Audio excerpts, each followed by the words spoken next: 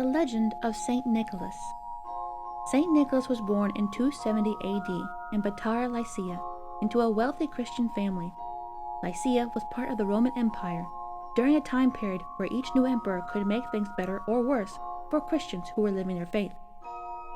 After an epidemic killed Nicholas's parents, the young man spent his fortune helping others who were in need, but he tried to do so secretly to avoid being thanked.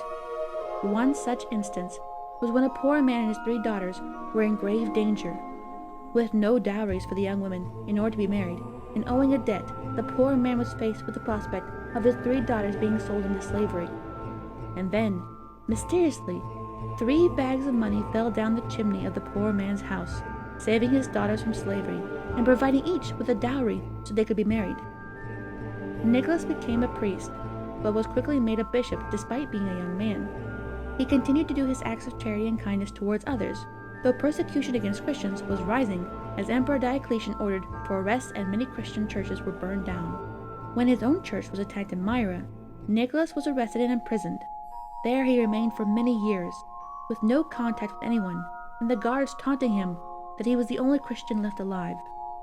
When Constantine became emperor, Nicholas was freed and overjoyed to find that he was not the last Christian, but that the Christian faith was thriving more than ever, and under Emperor Constantine, the Christians were allowed to openly practice their faith once again. Shortly after he was freed and reinstated as Bishop of Myra, the Nicaea Council was convened by order of Emperor Constantine to settle controversy. It was during this council that Arius, responsible for the Arian heresy, enraged Nicholas with the blasphemy he was saying. Nicholas stood up and slapped Arius, earning himself the moniker the Puncher of Heretic. Whilst journeying to Athens, Nicholas stopped at an inn, and after he fell asleep, was horrified by a dream he had of 3 children being murdered. He awoke and at once went looking for where the children's bodies had been buried.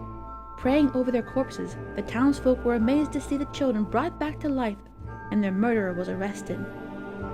Nicholas died in the year 343 AD, and was canonized shortly after his death.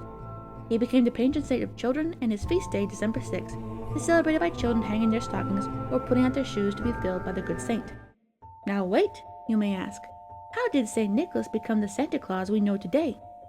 Well, St. Nicholas' feast day was quite popular in Europe, especially in Holland, where he was called Sinterklaas, and they had the tradition of Sinterklaas dressed in his red bishop robe, white long beard, and bag of gifts, coming to every house to see the children. When Dutch colonists came over to America and settled in New Amsterdam, now known as New York City, they brought their Christmas traditions with them. The English-speaking people in America saw this tradition and adopted it, pronouncing Sinterklaas as Santa Claus, and transferred celebrating St. Nicholas on Christmas Day. So St. Nicholas, Sinterklaas, became Santa Claus, a jolly old man in a red suit with a white long beard and a bag of gifts, coming to the house of every little boy and girl, bringing good cheer and vanishing up the chimney in a wink of an eye. The end.